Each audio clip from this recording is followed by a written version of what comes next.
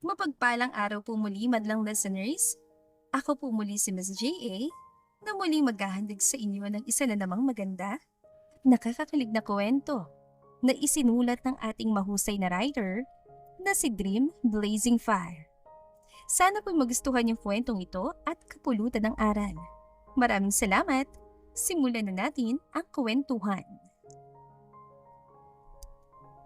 Napatitig si Jasmine sa matanda. Ang estrangherong kaharap niya ngayon ay ang nawawalang piraso ng kanyang pagkatao. Libo-libong katanungan ang biglang sumakop sa kanyang isipan. Mga tanong na matagal nang walang kasagutan. Paano nga ba nagsimula ang lahat? At ano ang magiging papel ni David sa kwentong ito na siyang nakatadhana ring magpabago sa takbo ng buhay ni Jasmine?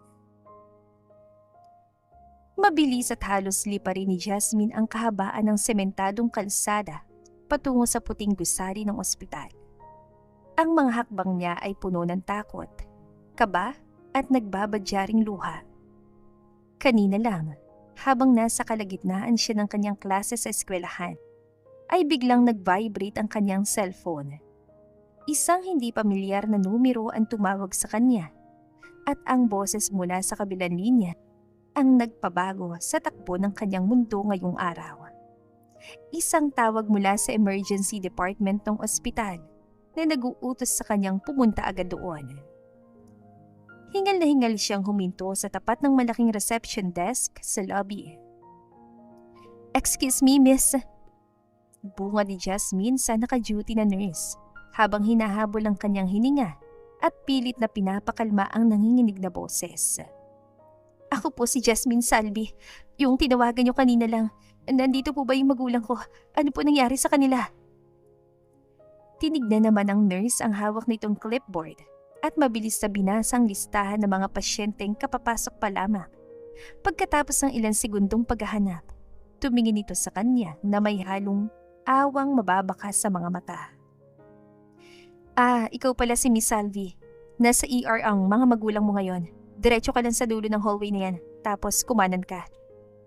Mabilis na nagpasalamat si Jasmine sa nurse at agad na tumakbo patungo sa ER. Ang bawat segundong paghintay niya sa labas ng saradong pinto ay tila isang taon. Paulit-ulit siyang nagdarasal na sana maayos lang ang lahat. Kalaunan, bumukas ang pinto at isang doktor na nakasuot ng surgical gown ang lumabas mula sa loob. "May pamilya na ba rito ng mga biktima ng vehicular accident na kararating lang?" Tanong ng doktor habang inililibot ang paningin sa waiting area. Mabilis na lumapit si Jasmine. "Dok, ako po si Jasmine Salvi. Mga magulang ko po ba'y nasa loob? Ako po yung tinawagan ng ospital kanina habang nasa eskwelahan ako. Kamusta po sila?" Napatitig sa kanyang doktor nang may mabigat na emosyon. Marahan itong tinanggal ang suot na surgical mask at bumuntong hininga. "Huwag kang mabibigla, Iha." Panimula nito. Hindi pa man naririnig ni Jasmine ang kasunod na sasabihin ng doktor, ay parang sasabog na sobrang kabog ang kanyang dibdib. "Ginawa namin ang lahat, pero hindi na nakaligtas sa mga magulang mo sa aksidente. Masyado silang nawala ng maraming dugo dahil sa tindi ng impact at huli na nang madala sila dito sa pasilidad." Sa sandaling yun, tila huminto ang mundo ni Jasmine. Hindi na niya narinig ang mga sumunod pang teknikal na paliwanag ng doktor dahil bigla siyang nabingi. Ang buong paligid ay nagblangko at unti-unting nawala ng lakas ang kanyang mga binti. Wala sa sarili at parang isang zombie na naglakad siya palayo sa pintuan ng ER. Binabaybay ang mahabang hallway ng ospital habang pilit na pinoproseso ang katotohanan. Ulila na siya. Dahil sa labis sa panlalabo ng paningin, dala ng mga luhang nagsisimula ng pumatak. Hindi niya napansin ang isang figurang naglalakad din na mabilis. Muntik nang matumba si Jasmine nang may isang matangkad na lalaki na aksidenteng bumangga sa kanyang balikat. Mabuti na lang at mabilis ang refleksyon nito. Kaya bago pa man siya tuluyang sumubsob sa sahig, ay nahawakan na siya nito na mahigpit sa braso upang alalayan. Are you okay, miss? Nag-aalalang tanong na lalaki habang maingat siyang itinayong muli. I'm sorry talaga. Medyo nagmamadali kasi ako kaya hindi kita napansin. Sa puntong yun, tuluyan nang bumigay si Jasmine. Humagulguli siya ng malakas sa harap ng estranghero dahil ngayon palang tuluyang nag-sink in sa kanyang utak na wala na. Nainiwan na siya ng tuluyan ng kanyang mga magulang. Gosh, are you okay? Bakit ka umiyak ng ganyan? May masakit ba sa'yo? Sabi mo sa akin. Sunod-sunod at natatarantang tanong ng lalaki. Hindi alam nito kung ano ang gagawin dahil mas lalong lumalakas ang pag-iyak ng dalaga. David! Isang baritonong boses ang bumasag sa eksena. Napatingin ng lalaki sa dulo ng hallway kung saan may isang lalaking kumakaway sa kanya. Nandito ng triplets. Kailangan ka na sa kabilang ward. Tumango si David sa tumawag sa kanya at muling bumaling kay Jasmine na nakayuko pa rin at umiiyak. Pasensya na talaga, miss. Pero kailangan ko na umalis dahil hinihintay na ako sa loob. Kinuha niyang isang malinis at may kabanguhang panyo mula sa bulsa ng kanyang pantalon at marami itong inilagay sa nanginginig na mga kamay ng dalaga. Sa'yo na tong panyo ko. Sana maging maayos ka. Mabilis na umalis si David kasamang kanyang kasamahan habang naiwang mag-isa si Jasmine sa gitna ng hallway. Marahan niyang pinunasan ng kanyang basang mga pisngi gamit ang ibinigay nito.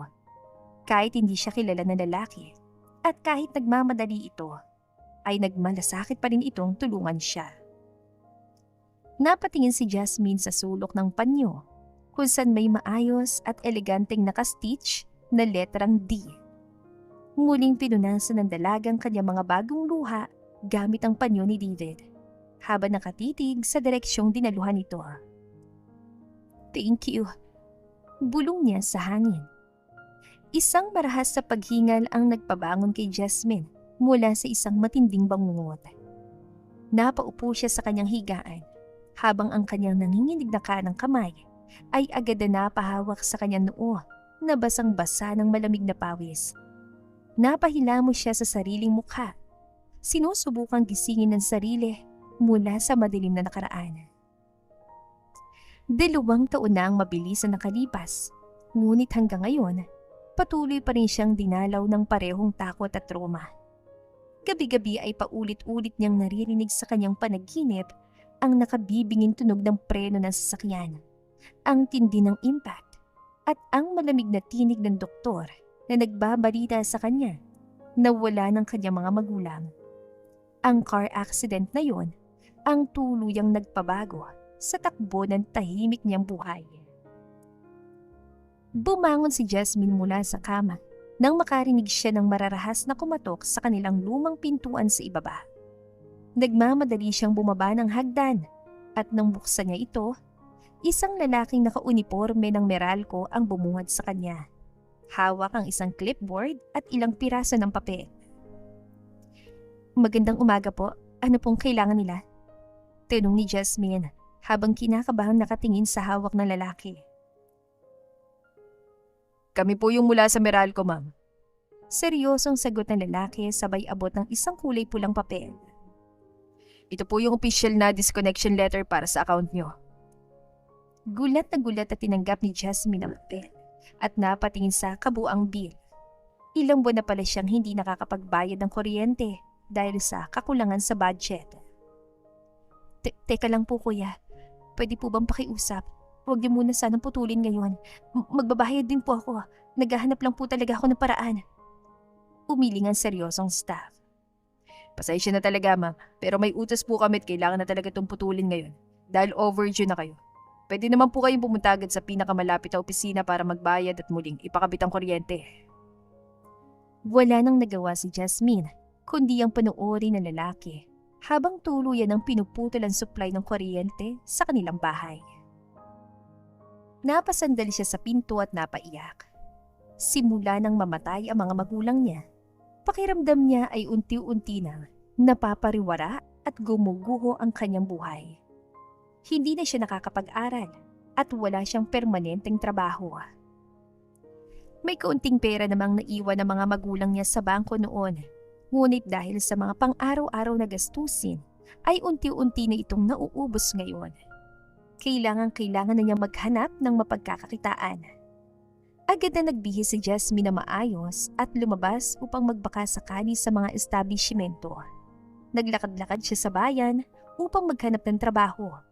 Subalit dahil 17 taong gulang pa lamang siya at menor de edad, lahat ng pinapasukan niya ay tinatanggihan siya.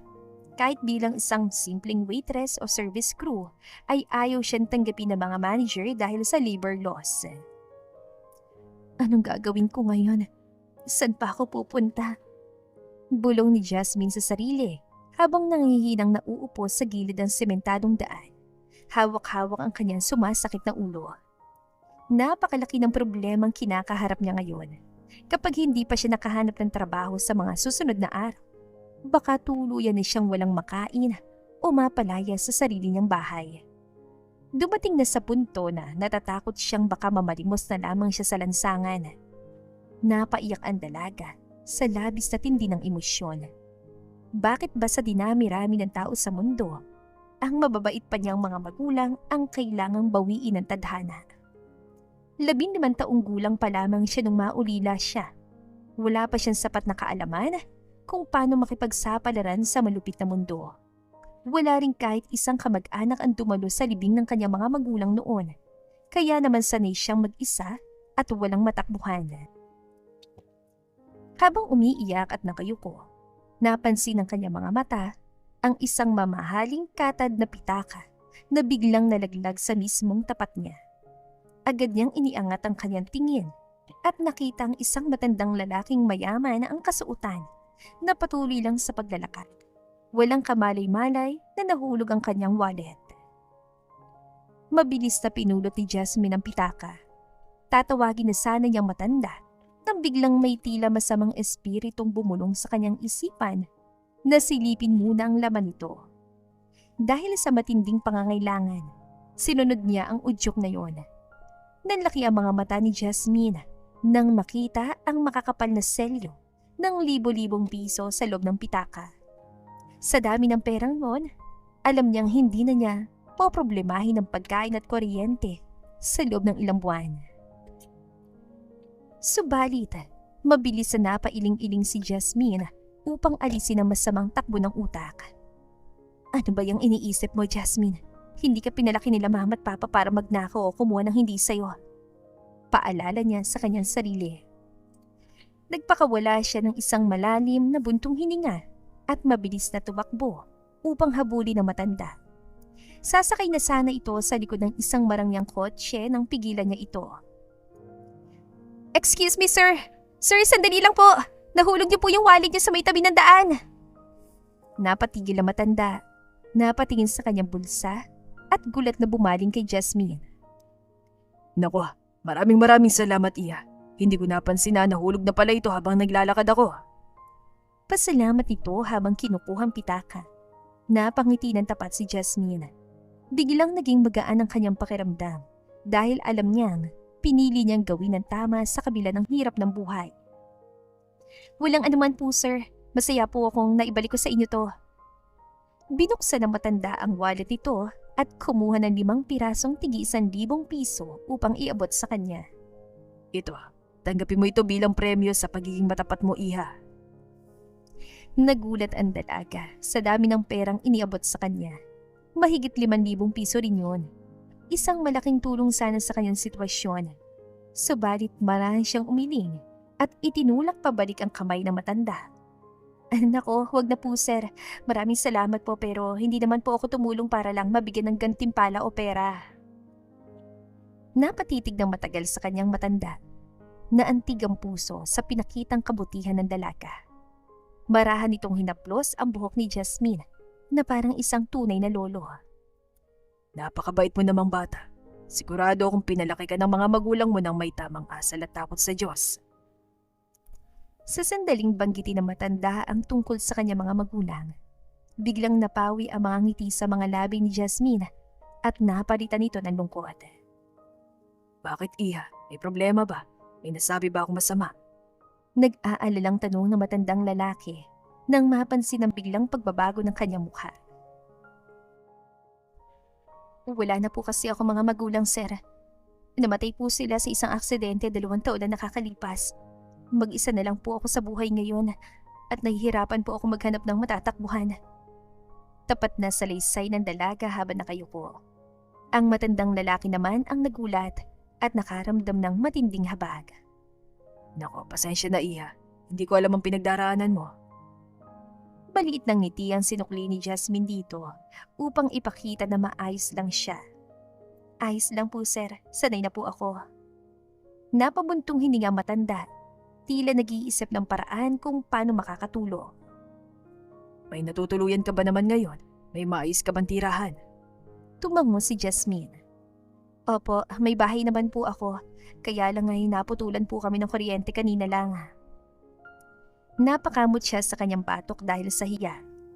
Sa ngayon po talaga naghahanap ako ng trabaho para may pambayad. Kaso wala pong tumatanggap sa akin dahil minor de edad pa lang po ako. Dahil sa batas, alam niyang mahirap talagang makakuha ng trabaho kapag hindi pa nasa wastong edad. Naghahanap ka ng trabaho? Tinong na matanda na tila nagkaroon ng magandang ideya. Tumango naman si Jasmine bilang tugon. Bakit hindi ka na lang magtrabaho sa akin? Ako si Mr. Brainerd. Mayari ako ng isang sikat na restaurant dito sa bayan at kasalukuyan kaming nangangailangan ng tagahugis ng mga pinggan sa kusina. Pwede kitang tanggapin doon para kahit papaano may pagkakitaan ka. Nanlaki ang mga mata ni Jasmine sa labis sa tuwa. Talaga po, Mr. Brainerd? Hindi po kayo nagbibiro? Napangiti naman ang matanda dahil labis itong natutuwa sa reaksyon ng dalaga. Nako, hindi ko po tatanggihin ang alok ninyo. Maraming salamat po. Bahagya namang natawa si Mr. Brainerd sa kanyang kasabikan. O siya, sumakay ka na rito sa kotse ko. Papunta na rin naman ako sa restaurant ngayon kaya sumabay ka na para maipakita ko sa iyong lugar. Malaki ang pasasalamat ni Jasmine sa poong may kapal at sa matanda. Napagtanto niya na mabuti na lang talaga at mas pinili niyang gawin ang tama at ibalik ang pitaka. Kung pinili niyang itago ang pera dahil sa kasakiman, baka panandali ang ginhawa ng anakuhan niya. Ngunit habang buhay naman siyang uusigin ng kanyang konsensya. Ang pagkakaroon ng marangal na trabaho ay mas pangmatagalang solusyon kaysa sa ninakaw na yaman. Hanggang ngayon, ang mga turo ng kanyang yumaong mga magulang ang nagsisilbing gabay niya sa dilim. Dinala nga siya ni Mr. Brainerd sa malaki at sikat nitong restaurant. Agad na ipinaliwanag sa kanyang mga magiging tungkulin sa kusina, pati na rin ang kanyang magiging lingguhang sahod. Dahil sa kabaitan na matanda, binigyan din siya nito ng paunang allowance. Mabilis sa lumipas ang mga linggo at puspusan na naging pagtatrabaho ni Jasmine. Kahit pa aksidente at nakakapagod ang maghapon sa harap ng lababo, tinitiis niya ang lahat ng hirap. At ngayon, matapos ang ilang buwang pagtsitsaga, sa wakas, naging matatag na ang kanyang katayuan at unti-unti nang naibabalik ang normal na daloy ng kanyang buhay. Isang hapon, matapos matanggap ang kanyang buong sahod, masayang naglakas si Jasmine pauwi sa kanilang komunidad habang may bitbit na mga supot ng masasarap na pagkain. Kumakanta pa siya habang binabaybay ang pamilyar na daan. Unang sweldo sa buwan na ito, kaya masarap ang ulam ko ngayon. Masayang sambit niya sa kanyang sarili. Subalit bigla siya napatigil sa paglalakad nang makarating siya sa tapat ng kanilang bakuran. Nanlaki ang kanyang mga mata nang makita ang makapal na itim na usok na nanggagaling sa loob ng bintana ng bahay ng bago niyang kapitbahay. Nabalitaan niya noong nakaraan 2 buwan na may bagong lipat na pamilya o nangungupahan sa katabing-katabi ng bahay niya. Ngunit dahil abala siya sa gabi-gabing trabaho sa restaurant ni Mr. Brainerd, ay hindi pa niya kailanman nakikita kung sino o anong itsura ng bagong nakatira dito. At ngayon, tila nasa gitna ng malaking panganib ang kanyang bagong kapitbahay dahil sa umuusok nitong kusina. Dahil sa matinding kuryosidad at lumalaking kaba, hindi na nag-atubili si Jasmine. Agad niyang binaba ang kanyang mga bitbit na supot sa sementadong daan at mabilis na tumakbo patungo sa likod ng bahay ng kanyang bagong kapitbahay. Nakakita siya ng isang lumang kahoy na pintuan doon na medyo nakabukas. Walang pasubali niya itong itinulak at doon ay bumalaga sa kanya ang isang kusina na halos mapuno na ng makapal na puting usok. Sa ibabaw ng gas stove, may isang kawali na nagliliyab ng ibabaw dahil sa nasusunog na mantika. "Anak ng tokwa!" bulala si Jasmine habang napatakip sa kanyang ilong. Mabilis siyang lumapit sa gas stove sa kabila ng takot at agad na pinaliko ang switch nito upang patayin ang apoy. Lumingon siya sa paligid. Nakakita ng isang malinis na basahan. Mabilis itong binasa sa gripo at maingat ngunit mabilis na ibinalot sa ibabaw ng umuusok na kawali upang tuluyang mapatay ang natitirang kislap. Sobrang bilis ng kabog ng kanyang dibdib na parang lalabas ito sa kanyang katawan. Kung nahuli lang siya ng ilang minuto, tiyak na malaking sunog ang sasalubong sa buong subdivision. Nang medyo humuhupa ng usok, napatingin si Jasmine sa gilid ng hapagkainan. Doon ay nakita niya ang 3 maliliit na bata na magkakahawig ang mukha. Nakasalukuyang natutulala at may mga itim na dumi ng uling sa kanilang mga pisngi at noo.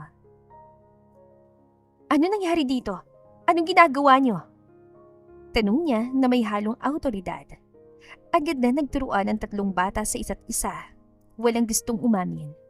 Napasapo na lang si Jasmine sa kanya noo habang pinapagpagan ng sarili. Sa tingin niya, nasa 5 taong gulang pa lamang ang mga batang ito at halatang magkakapatid na triplets. "Sino ba nagluto dito sa inyo?" Tanong niyang muli. Nagturuan na naman ang 3 na parang mga tuod. Pakiramdam ni Jasmine ay sasakit ang kanyang ulo sa 3 batang ito. "Sino bang kasama niyo dito sa bahay? Alam niyo ba napakasama't delikadong maglaro ng apoy? Paano na lang kung nagkasunog dito ng tuluyan? Pwede kayo mapahamak at mawala ng tirahan." Habang pinapagalitan ng mga bata, biglang naramdaman ni Jasmine ang pagsikip ng kanyang dibdib. Nahirapan siyang huminga ng malalim nang biglang mag-flashback sa kanyang isipan ang madugong aksidente ng kanyang mga magulang. Mukhang muling na-trigger ang kanyang trauma dahil posibleng isang malubhang aksidente na naman ang masasaksihan niya kung hindi siya pumasok sa bahay na ito. Napakapit siya sa gilid ng mesa at napapikit. "Ayos ka lang po ba, ate?" Nag-aalalang tanong ng isang bata. Habang ang isa naman ay marahang humawak sa kanyang kamay upang alalayan siya maupo sa bakanting upuan. Kahit pahalatang hindi naman siya kaya ng maliliit na braso nito. "Maupo ka na po muna, ate," sabi naman ng ikalawang bata na may malalaking mata. "Ito po, ate tubig. Uminom ka na muna para hindi ka po matakot." Dugtong naman ang ikatlo habang inaabot ang isang baso ng tubig. Tinanggap ni Jasmine ang tubig at agad itong ininom ng mabilis upang pawiin ang tuyong lalamunan at pakalmahin ang kanyang nagwawalang puso. Napangiti siya ng bahagya nang makita ang 3 cute na bata na nakatitig sa kanya. Tila naghihintay kung galit pa rin ba siya o hindi. "Salamat sa inyo. Okay na ako. Huwag na kayo mag-alala," sabi niya. Para naman nakahinga na maluwag ang triplets at sabay-sabay na nagbuntong hininga. "Ano palang mga pangalan niyo?" Nagkatinginan ang 3 bata. Tila nag-uusap gamit ang kanilang mga mata. "Sasabihin pa natin ang pangalan natin sa kanya?" bulong ng isa. "Diba, sabi ni Papa, don't talk to strangers?" Sagot naman ng kasunod nito. Natawa ng husto si Jasmine sa narinig na bulungan. "Stranger pa rin ba ako sa paningin niyo kahit na tinulungan ko na kayong patay ng apoy sa kusina niyo?" Hindi naman nakasagot ang 3 at napakamot na lang sa kanilang mga ulo. "Isa pa, nandito na nga ako sa loob mismo ng bahay niyo. Hindi na ako estranghero." Dagdag pa ni Jasmine. Napanguso naman ang bata na nasa gitna. "Ikaw naman po kasing kusang pumasok sa loob ng bahay namin eh." Halos malaglag ang panga ni Jasmine sa naging pambara ng bata. Kung hindi lang talaga nakakatuwa at maliliit ang mga ito, baka nasermonan pa niya mga ito ng husto dahil sa katalinuhan sa pagsagot. "Aba, Kung hindi rin naman kasi kayo nag-imbento na magluto at nagpausok dito, hindi rin naman ako papasok ng walang paalam, no? Muling napanguso ang tatlo na tila napahiya. Dahil doon, tuluyang nawalang ines sa dibdib ni Jasmine. Pasalamat talaga mga ito dahil napaka-cute ng kanilang mga mukha. Ako nga po pala si Edward, ang panganay sa aming tatlo. Pakilala ng batang unang nagsalita habang tinuturo ang sarili. Siya naman po si Marco, ang sumunod na lumabas sa akin. At ang isang ito si Eric, ang bunso namin. Kayo po, anong pangalan nyo? Magandang ate? Napangiti si Jasmine sa magandang asal ng triplets. Ako naman si Ate Jasmine nyo. Napabuntong hininga si Edward na animoy isang matandang maraming iniisip. Pasensya na po sa nangyari, Ate Jasmine. Sinubukan lang naman po kasi namin magluto ng sopas para sa lolo namin. Napatingin naman siya kay Marco nang ito naman ang sumunod na magsalita. May sakit po kasi si Lolo Brainerd ngayon. Hindi pa po siya kumakain mula pa kaninang umaga dahil masama pakiramdam niya. Biglang nakaramdam ng matinding habag at awa si Jasmine sa narinig. Bakit? Sino bang kasama niyo rito na matanda? Wala bang ibang pwedeng mag-asikaso o magluto para sa inyo? Umiling ang tatlo ng sabay-sabay. Kami lang po talagang lagi magkakasama rito sa bahay, kasama ni Lolo B. Si Papa David naman po kasalukuyan nagtatrabaho sa malaking restaurant na pag-aari din ni Lolo B. Napatango si Jasmine habang unti-unting nagtatagpi-tagpi ang mga detalye sa kanyang isip. Nasa naman ang mama niyo? Bakit hindi siya nag-aalaga sa inyo? Nagkatinginan muli ang triplets at malungkot na umili. Hindi po namin alam kung nasan si mama eh. Hindi pa po namin siya nakikita o nakikilala mula nung baby kami. Sagot ni Eric sa mahinang boses. Nagpakawala ng isang malalim na buntong hininga si Jasmine. Mukhang may sarili ring mabigat na pinagdaraanan ng pamilyang ito. Wala palang ibang katuwang mga bata, maliban sa kanilang may sakit na lolo at sa nagtatrabahong ama. Okay, naiintindihan ko. Pero ito yung lagi niyong tatandaan at huwag na huwag niyong kakalimutan ha. Huwag na kayong lalapit sa kalan o maglalaro ng apoy kapag mag-isa kayo. Hindi laruan ng apoy dahil napakadelikado nito. Sabay-sabay naman tumango ang tatlo bilang pangako. Okay, ganito na lang. Kapag wala kayong pagkain o nagugutom kayo, tawagin niyo lang ako, pumunta kayo sa kabila. Diyan lang nakatira ako sa katabing bahay niyo. Tinuro niyang bintana ng kanyang sariling tahanan. Biglang napatingin si Jasmine sa kanyang kamay at napansin na hawak pa rin niya pala ang supot ng pagkain na binili niya mula sa kanyang unang sweldo. Dahil sa awa, pinasya niyang ibigay na lamang ito sa kanila. Ay ito na lang munang kainin yung magkakapatid kasama ng lolo niyo. Nalaki ang mga mata ng triplets nang buksan niyang lalagyan. Wow! Fried chicken! Sabay-sabay nilang hiyaw. Kuminang ang kanilang mga mata sa labis na kagalakan. Paborito po namin to, Ate Jasmine. Maraming salamat po. Sabi ni Edward habang tuwan-tuwa na tinanggap ang pagkain. Napangiti ng tapat si Jasmine habang pinagmamasdan ang masasayang mukha ng tatlong bata. Nawala ng bakas ang takot sa kanila at napalitan ng pananabik dahil sa dalang fried chicken. Mabilis na lumapit si Jasmine sa kusina upang tignan kung may nakalutong kanin sa loob ng kanilang rice cooker. Laking pasalamat niya nang makitang puno pa ito at mainit-init pa.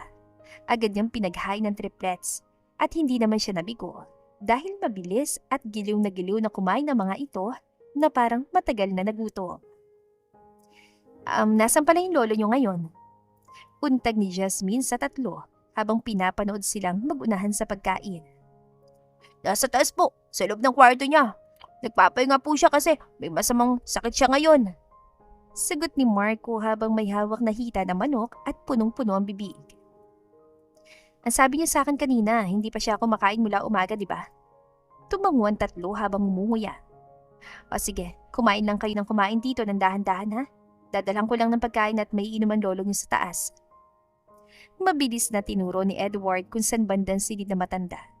Kumuha si Jasmine ng isang tray at maingat na inihanda ang isang plato ng pagkain, isang basong tubig at ang mga gamot na nakita niya sa counter. Dahan-dahan siyang umakyat sa hagdan at marahang kumatok sa pinto bago ito binuksan.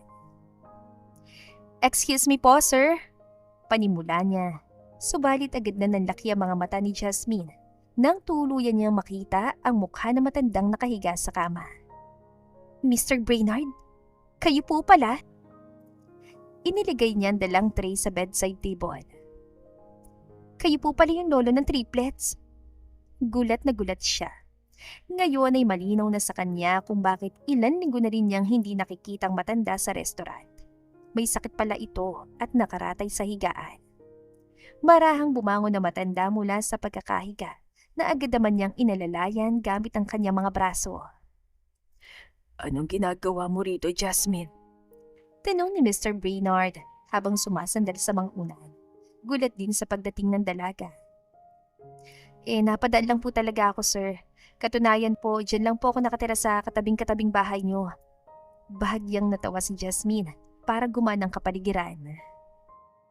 May nakita po kasi ako makapal ng usok na nagagaling sa kusina niyo kanina habang naglalakad ako pa uwi. Akala ko po talaga magkakasunog na kaya pumasok na ako ng walang paalam. Doon ko po nakita yung tatlo na nag-imbento na magluto sana ng sopas para sa inyo. Napailing na lang ang matanda at napahawak sa kanyang sumasakit na ulo. Hindi ko alam ang tungkol doon. Wala ko talaga'y tahimik lang na naglalaro ang tatlong yun sa kanilang silid sa kabila. Pasensya na talaga sa matinding abalang idinudulot ang triplets sa'yo, Jasmine. Ngumiti siya ng malawak sa matanda upang pawiin ang pag-alala nito. Huwag yun na lang po silang pagalitan ng husto, sir. Kahit na papaano po, ginawa lang naman nila yon dahil mahal ka nila at gusto ka nilang ipagluto dahil may sakit kayo. Kinuha ni Jasmine ang mangkok ng pagkain at marahang inalalayan ang matanda sa bawat subo nito. Napangiti naman si Mr. Brainard. Alam ko naman, Iha. Kahit na napakakulit at malilikot ang tatlong yan, napakalalambing naman talaga nila sa akin. Buong puso at sigang inalagaan ni Jasmine na matanda. Matapos tong kumain, ay pinainom niya ito ng tamang gamot at hindi niya ito iniwan sa tabi ng higaan hanggang sa maramdaman niyang unti-unti nang bumababa ang mataas itong lagnat. Gabi na, Jasmine. Pwede ka nang umuwi sa bahay mo para makapagpahinga. Okay naman ang pakiramdam ko ngayon. Pakiusap ni Mr. Brainard nang mapansing madilim na sa labas. Ayos lang po, Mr. Brainard. Wala naman po naghihintay sa akin sa bahay ko. Mag-isa lang din naman po ako doon. Tapat na tugon ng dalaga. Ang totoo niyan, lubos na natutuwa si Jasmine sa piling ng matanda at ng mga bata. Sa maikling panahon na kasama niya mga ito, pakiramdam niya ay hindi na siya nag-iisa sa mundo at may pamilya muli siya. Bago lumalim ang gabi, pinatulog muna niyang triplet sa kanilang kwarto at dahil na rin sa pakiusap ng matanda, ay doon na nga muna siya natulog sa bakanting silid sa bahay ni Mr. Brainard upang mabantayan ang lagnat nito. Kinabukasan, maagang nagising si Jasmine upang muling suriin ang matanda. Ayan, sa wakas wala na po kayong lagnat, sir. Masayang binalita ni Jasmine matapos tignan ang thermometer na ginamit niya dito. Oo naman. Paanong hindi gagaling ay napakahusay at napakabait ang nag-alagang nurse sa akin. Biro na matanda na nagpatawa sa dalaga. Subalit pagkatapos ng ilang sandali, napatitig ng matagal at malalim ang matandang lalaki sa mukha ni Jasmine, dahilan upang magtaka ang dalaga. Bakit po, Mr. Brainard? May dumi po ba ako sa mukha? Umayos ng upo matanda at bumuntong hininga. Wala naman, Iha. Naalala ko lang kasi biglang nag-iisa kong anak na babae sa tuwing tinitignan kita. Ganito rin siya nung araw kapag nagkakasakit ako. Hindi niya ako iniiwan, talagang inaalagaan niya ako. Nakinig ng mabuti si Jasmine. Halos magkasing mukha kayo nung kasing edad mo pa lang siya. Pagkaman siguro ngayon ay nasa 40 ng edad niya. Napatitig si Jasmine sa matanda dahil malinaw niya nakikita ang matinding pangungulila at lungkot sa mga mata nito. Bakit po? Nasaan po bang anak niyo ngayon kung hindi niyo po naitatanong? Isang mabigat na buntong hininga ang pinakawalan ni Mr. Brainard. Nagkaaway kami ng anak ko, maraming taon na nakakalipas. Nag-iisa ko lang siyang anak, kaya naman labis kong ninais na mapabuti ang kanyang hinaharap at magkaroon ng marangyang buhay. Subalit nagkaroon siya ng kasintahan na hindi ko nagustuhan para sa kanya. Lalo na nang malaman kong hindi man lamang ito nakapagtapos ng pag-aaral. Sa isip ko noon, Anong magiging kinabukasan ng anak ko sa lalaking yon? Napahawak ang matanda sa kanyang sariling mga kamay at pinagsiklop ito na mahigpit. Tila pinipigilan ng emosyon. Kaya naman buong lakas kong tinutulang ang relasyon nilang dalawa. Pinilit ko silang paghiwalayin sa lahat ng paraan. Ngunit hindi ko nagawa dahil mas pinili nilang dalawang magtanan at lumayas palayo sa akin. Sobra-sobra naging galit ko sa aking anak noon. Kaya naman pinanindigan ko ang aking pride at hindi ko siya hinanap. Ngunit nitong mga nakaraang taon, lalo na makasama kong aking apo na triplets, bigla ko naisip na baka ang anak ko ay may sarili na ring mga anak at hindi ko man lang nakikilala ang sarili kong mga apo. Kaya naman pinahahanap ko siya ngayon. Pero hanggang ngayon ay wala pa ring balita mga pribadong investigador na kinuha ko. Ang hinala ko nga'y baka tuluyan silang umalis ng bansa. Nagulat si Jasmine nang makitang tuluyan ng tumulo ang mga luha mula sa mga mata ng matanda. Sobra-sobrang pagsisisi ko sa nagawa ko, Jasmine. Masyado kong itinaas ang pride ko bilang ama. Tiniis ko nag-iisa kong dugo at laman. Kung sana hindi ako naging maramot at hindi ako tumutol sa relasyon nila noon, hindi sana kami nagkahiwalay ng aking anak. Siguro masaya kami magkakasama ngayon sa iisang bubong. Naupo ang dalaga sa tabi ng kama nito at marahang hinawakan ang nanginginig na kamay ng matanda upang bigyan ito ng lakas. Huwag na po kayong malungkot, Mr. Brainard. Alam kong sa kabila ng lahat, naiisip at mahalin pa rin kayo ng anak ninyo, lalo na't kayo pa rin naman ng papa niya. Sigurado po ako na sa mahabang panahon na hindi kayo nagkita, ay napatawad na rin niya kayo sa inyong mga nagawa. Hinawakan ng matanda ang kamay ni Jasmine at tumingin sa kanyang mga mata. Napakabait mong bata, Jasmine. Alam mo bang ganyan-ganyan din kabait ang anak ko? Marahang hinaplos sa matanda ang pisngi ni Jasmine. Sa sandaling yun, biglang may naramdamang kakaibang init at tibok sa kanyang dibdib si Jasmine na hindi niya maipaliwanag. Parang may humahaplos sa kanyang nagdurugong puso. O baka naman labis lang siyang nangungulila sa pagmamahal ng isang lolo na kahit kailan sa kanyang buhay ay hindi niya nakilala o nakasalamuha. Bakit kaya hindi ka na lang dito sa bahay ko magtrabaho, Jasmine? Biglang mungkahi na matanda. Napakunutan noon ni Jasmine sa pagtataka.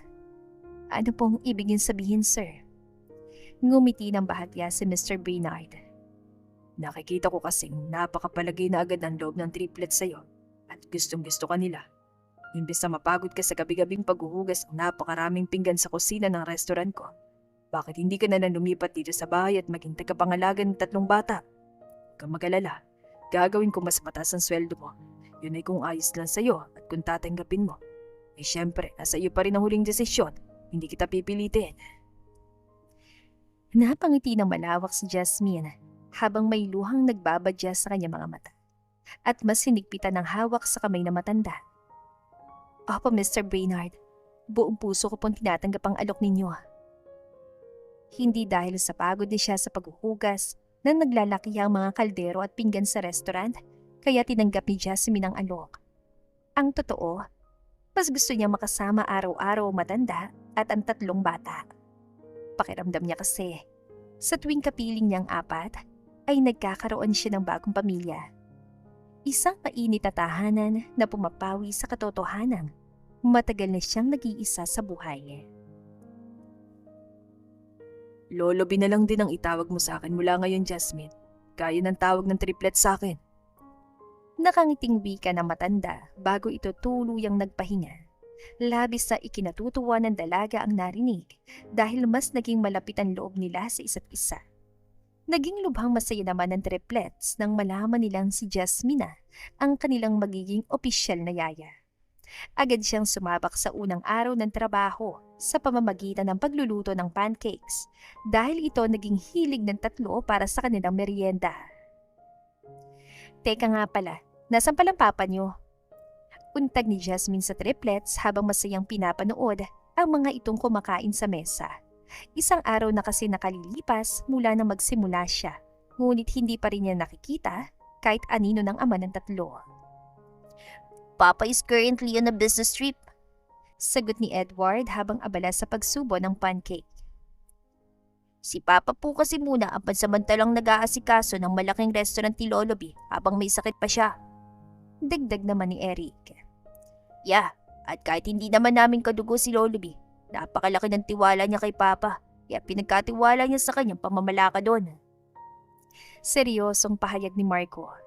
Bahagyang nagulat si Jasmine sa narinig na revelasyon. Ha? Ibig niyong sabihin, hindi kayo totoong magkakadugo o apo ni Lolo B? Nasanay na rin siyang Lolo B ang itawag sa matanda dahil palagi siya nitong tinutuwid tuwing tinatawag nitong Mr. Brainard. Umiling ang tatlong bata ng sabay-sabay. Hindi po. Bakit? Hindi po ba niya naibahagi sa inyo? Balik na tanong ni Edward. Wala siya nababanggit sa akin tungkol dyan eh. Sagot ni Jasmine. Uminom muna ng gatas si Marco bago muling nagsalita.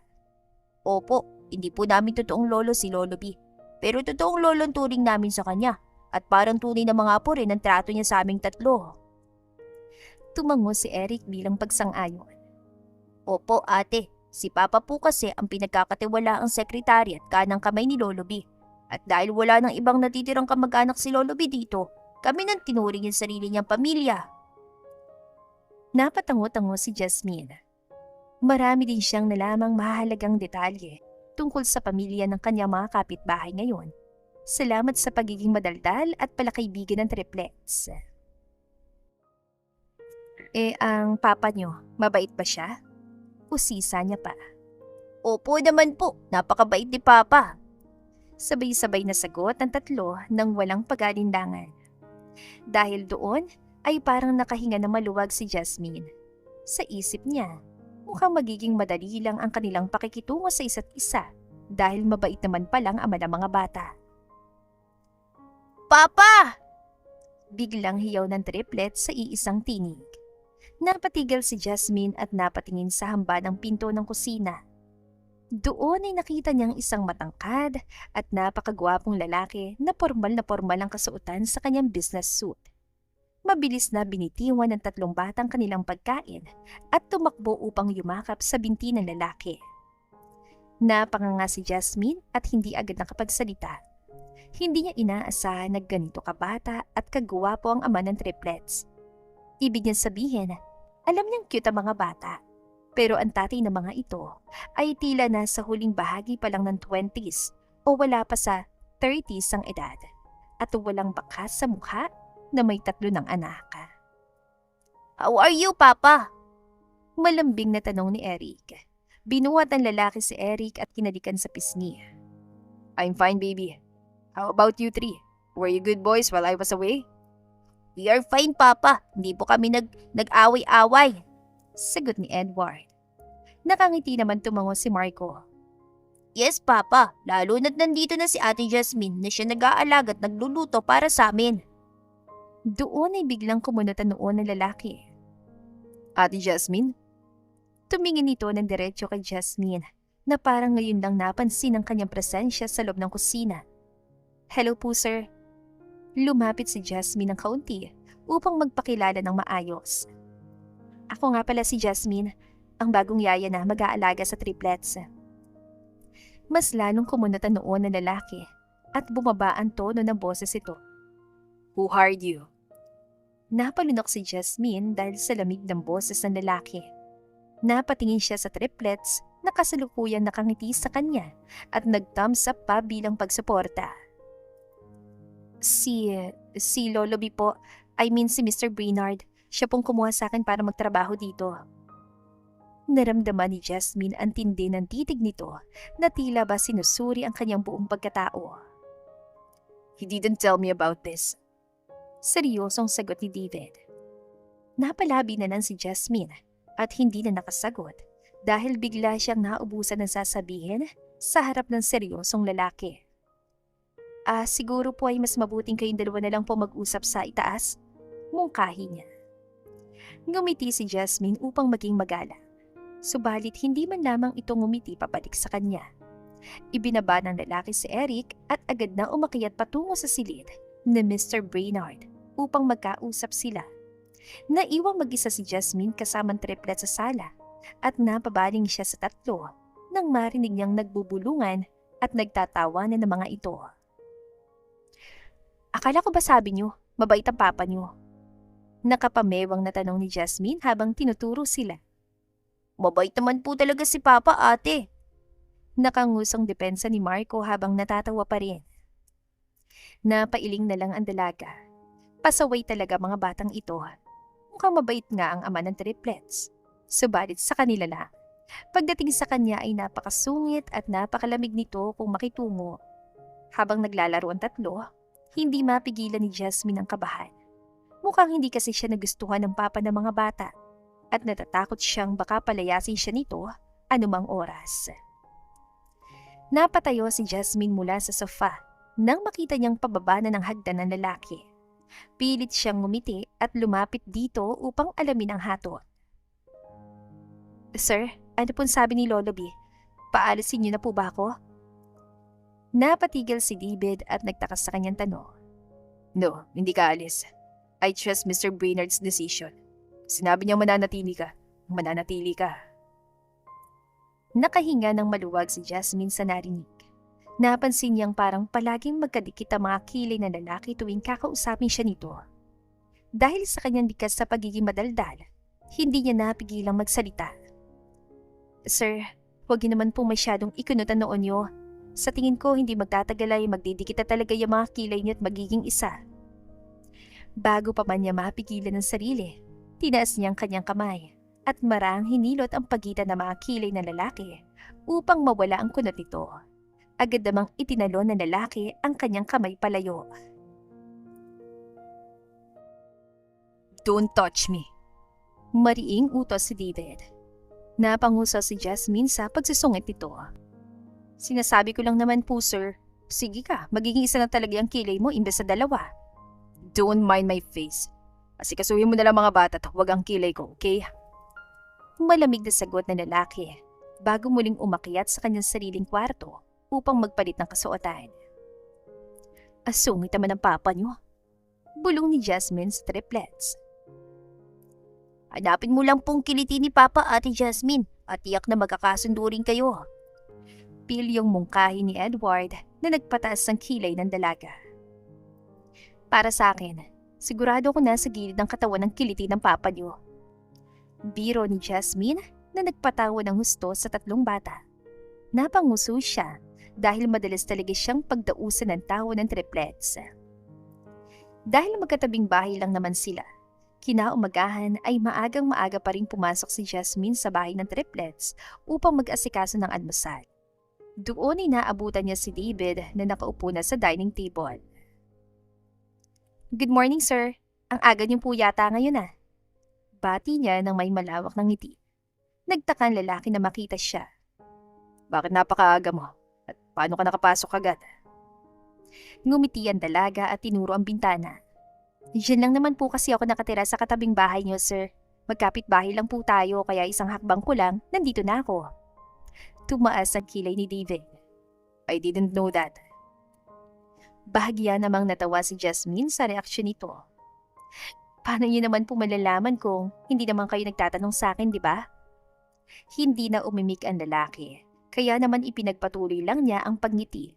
Naisip niya na baka sakaling mawala ang pagiging masungit ito kung palagi niya itong reresbaka ng magandang vibes. Sabi nga sa mga kasabihan, walang matigas sa tinapay sa mainit na kape. Speaking of kape, gusto niyo po ba ng mainit na kape, sir? Tanong niya.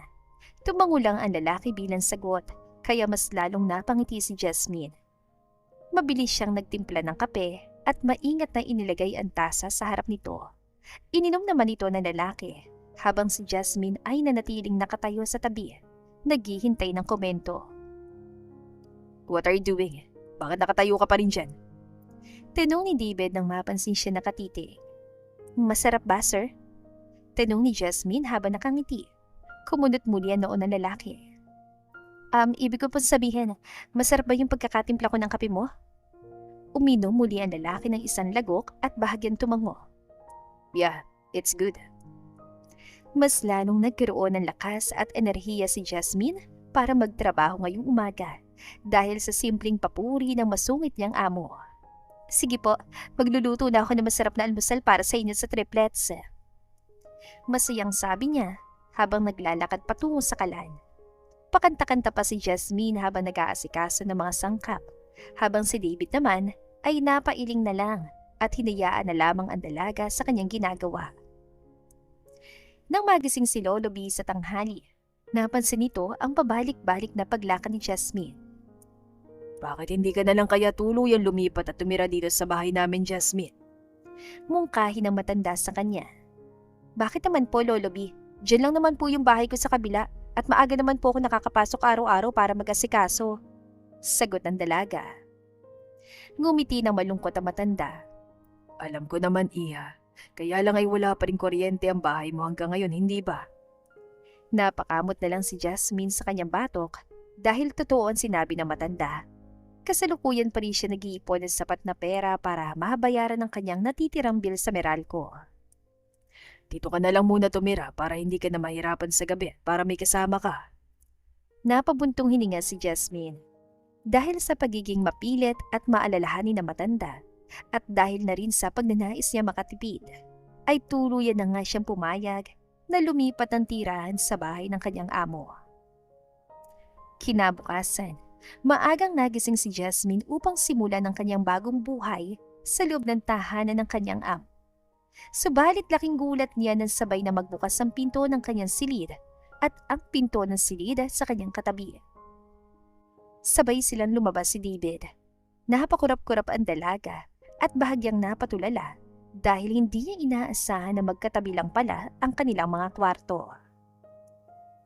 Na-recover naman agad ni Jasmine at pilit nang ngumiti sa lalaki. "Good morning, sir." Bati niya. Tinignan lang siya ni David mula ulo hanggang paa na may halong pagtataka sa mukha. Bago pa man makapagtanong ang masungit niyang amo, ay mabilis na siyang nagpaliwanag. Si Lolo B po pala ang nag-alok sa akin kagabi na dito na lang muna matulog at lumipat. Wala rin kasi talagang kuryente sa bahay ko sa kabila kaya para makatipid na rin po ako. Bahagyan tumango lang si David bilang tugon. Walang sinabing kahit ano at mabilis na siyang nilagpasan pababa ng hagdan. Napangusong na lang si Jasmine sa naging malamig na inasta nito sa kanya. Napakasungit talaga kahit kailan. Bulong niya sa hangin. Sa mga sumunod na araw, napapansin ni Jasmine na masyadong lunod sa trabaho si David. Napakaaga nitong umalis ng bahay at madalas ay hating gabi na kung umuwi, kung kailan tulog ng lahat. Kaya naman isang hapon, habang nagmemeryenda sila, ay hindi niya mapigilang magtanong. Okay lang ba sa inyong tatlo na palaging busy ang papa niya sa trabaho? Tanong ni Jasmine sa triplets. Ngumiti si Edward, ang panganay, at sumagot ng may kapanatagan. Yes po, Ate Jasmine. Alam naman po namin na para sa amin din naman at sa kinabukasan namin lahat ng ginagawa ni Papa. Tumungo-tango naman si Marco bilang pagsang-ayon sa kapatid. That's right po. Tinutulungan din po kasi ni Papa si Lolo B sa pagpapatakbo ng restaurant dahil may sakit pa siya ngayon at kailangang magpahinga. Napatingin naman siya sa bunsong si Eric nang bigla itong lumapit sa kanya at magabot ng isang malit na laruan. Besides, we are family, ate. That's what family should do. Helping each other out, just like what you are doing for us right now. Natigilan si Jasmine sa narinig na salita mula sa 5 taong gulang na mga bata. Ibig sabihin, pamilya na rin ang turing niya sa akin? Pagpipigil hininga niyang tanong. Mabilis sa tumango ang triplets. Of course, Ate Jasmine, pamilya ka na rin po namin ngayon. Sabay-sabay nilang sagot. Hindi na napigilan ni Jasmine na maiyak. Unti-unting pumatak ang kanyang mga luha dahil labi siyang natouch sa kawalan ng mali siya at tapat na pagmamahal ng tatlo. Matapos ang 2 taon ng pangungulila at pag-iisa, hindi niya akalain na makakahanap pa siya ulit ng mga tao. Buong puso siyang tatanggapin at ituturing na tunay na kapamilya. Nagyakapan silang 4 sa gitna ng sala. Nakangiti ng malalawak ang triplets habang si Jasmine naman ay patuloy na umiiyak sa labis sa tuwa. Mahal na mahal ko kayo. Mga pilyo kayo. Hikbi ni Jasmine habang mas hinigpitan ng yaka. Mahal na mahal din po namin kayo, Ate Jasmine. Tugon ng tatlo. Habang marubdob silang nagyayakapan, hindi nila napansin na sa may pintuan ng sala ay tahimik palang nakatayo si David. Maaga itong umuwi ngayon para sana sorpresahin ang mga anak. Ngunit ang eksenang yon ang sumalubong sa kanya. Isang eksenang nagpadala ng kakaibang init sa kanyang natutulog na puso. Nang sumapit ang malalim na gabi, nakaramdam na matinding uhaw si Jasmine, kaya naman napagpasya niyang bumaba patungo sa madilim na kusina. Uminom siya ng isang basong malamig na tubig at nang matapos ay babalik na sana siya sa itaas nang mapansin niyang isang anino sa may garden sa likod bahay. Marahan siya lumabas upang tignan kung sino ito. Doon ay nakita niya si David, nakaupo sa bench, nakasandal, at tahimik na umiinom ng alak mag-isa sa ilalim ng liwanag ng buwan. Dahan-dahan siya lumapit sa lalaki. "Bakit gising pa kayo, sir?" Basag ni Jasmine sa katahimikan. Napatingin sa kanya si David na tila nagulat. "At bakit po kayo umiinom ng mag-isa dito sa dilim?" Uminom muna ang lalaki mula sa kanyang baso bago sumagot sa pamilyar niyang malamig na tono. Bakit gising ka pa? Gabi na. Imbes na sumagot o umakyat, kusang naupo si Jasmine sa bakanting espasyo sa tabi ng lalaki. Halatang nagulat si David dahil hindi nito inaasahan na lalapitan at tatabihan siya ng dalaga sa ganong uncomfortable na sitwasyon. "Nauhaw lang po ako, sir, kaya bumaba ako." Paliwanag ni Jasmine. Hindi na umimik pa si David, kaya naman nagpatuloy ang dalaga. "May problema po ba kayo, sir? Pwede niyo pong sabihin sa akin." Tumingin sa kanyang lalaki na may seryosong mga mata. Why do you care? Ano naman pakialam mo? Napakibit-balikat si Jasmine at sumandal din. "Wala naman po. Alam ko lang kasi ang pakiramdam ng may mabigat na problema. Pero wala kang mapagsasabihan o mapaglalabasan ng sama ng loob." Dahil sa katahimikan ng gabi at sa bigat ng kapaligiran, hindi napansin ni Jasmine na unti-unti na pala siyang nagkukwento sa lalaki tungkol sa naging takbo ng buhay niya. Nadala na rin siya ng kanyang emosyon dahil simula nang mawala ang kanyang mga magulang 2 taon nang nakalipas, ay wala na siya naging pagkakataon na magbahagi ng kanyang mga hinagpis sa iba. Nakikinig lang si David habang pinapanood ang emosyon sa mukha ng dalaga. "Ikaw naman po, sir, ano kwento mo?" Untad ni Jasmine matapos ang kanyang kwento. Hindi umimik ang lalaki at uminom lang muli. Kung hindi niyo po ikakagalit, sir, itatanong ko sana kung nasaan po ba talagang totoong mama ng triplets." Napanguso si Jasmine nang hindi agad sumagot ng lalaki at nagpatuloy lang sa pagtitig sa kanyang baso. Napabuntong hininga na lang siya. Iniisip na baka sumobra siya sa pagiging mausisa. Ayos lang kung ayaw nitong magkwento. Ang mahalaga ay sasamahan na lang niya ito sa pagpapakalunod sa alak ngayong gabi. She left us. Biglang basag ni David sa katahimikan na nagpaangat ng tingin kay Jasmine. I was 21 when I got her pregnant. Napakabata pa at napakahirap ng sitwasyon. Pero nagsumikap ako. Nagpakapagod ako sa lahat ng trabaho para lang mabigyan sila ng magandang buhay. Pero hindi niya nakayanan ang hirap ng buhay kasama ko. Laki kasi siya sa yaman at luho eh. Isang araw, bigla na lang niya kaming iniwan ng triplets. At nalaman ko na lang sa mga balita na pumunta na pala siya sa ibang bansa. Natawa na mapakla at puno ng paitan lalaki. How pathetic, right? Hindi ko kailanman nakalain na mas pipili niya material na yaman sa mundo kaysa sa amin na pamilya niya, kaysa sa sarili niyang mga anak na sanggol pa noon. Uminom na naman si David ng isang tuwid na lagok. Napatitig si Jasmine sa gilid ng mukha ng lalaki. Hindi niya akalain na sa likod ng pagiging strikto at masungit ito ay mas napakalalim at nagdurugong sugat pala itong tinago sa loob ng maraming taon. Ngayon ay tuluyan na niyang naiintindihan kung bakit ganoon na lamang kalamig ang pakikitungo nito sa mundong ginagalawan niya. "Galit ka ba sa kanya hanggang ngayon, sir?" Mahinahong tanong ng dalaga. Ngumisi na mapait si David. Of course, I am. Kahit anong klaseng rason na dahilan ang ibigay niya sa akin ngayon, hindi na mababago ng kahit anong katotohanan. Tinalikuran at iniwan niya kami noong mga panong kailangan namin siya. Tumango-tango si Jasmine bilang pag-unawa. Kahit naman siyang nasa katayuan nito, ay makakatamasa rin ang matinding galit kung tatalikuran siya sa gitna ng laban, lalo na't may mga anak na sangkot. Sino ba namang ina ang may sikmurang iwan ng sariling mga dugo at laman para lamang sa marangyang buhay sa ibang bansa? Kaya rin ba, galit ka sa akin ngayon, sir? Tinong ni Jasmine na may halong biro. Kumunot ang noo ni David at lumingon sa kanya. Natawa naman ang mahina ang dalaga. Kahit hindi mo sabihin sa akin ng derechahan, sir, alam kong galit ka sa akin. O sabihin na lang natin na hindi mo ko gusto para sa mga anak mo. Napailing si David at ibinaba ang baso. Hindi naman sa hindi kita gusto bilang tao. Napabuntong hininga ang lalaki na malalim. Muli itong huminga ng mabigat. Tila pinipili ang mga salita. Simula nang iwan kami ni Nicole, sabihin na lang natin na hindi na ako basta-basta nagtitiwala sa mga babae. Mas pinili ko magtayo ng pader sa paligid ko. Ngumiti ng tapat at may inat si Jasmine sa kanya. Nagulat si David nang biglang iangat ang dalagang kanyang kamay. Marahang hinawakan ng nanginginig na kamay ng lalaki.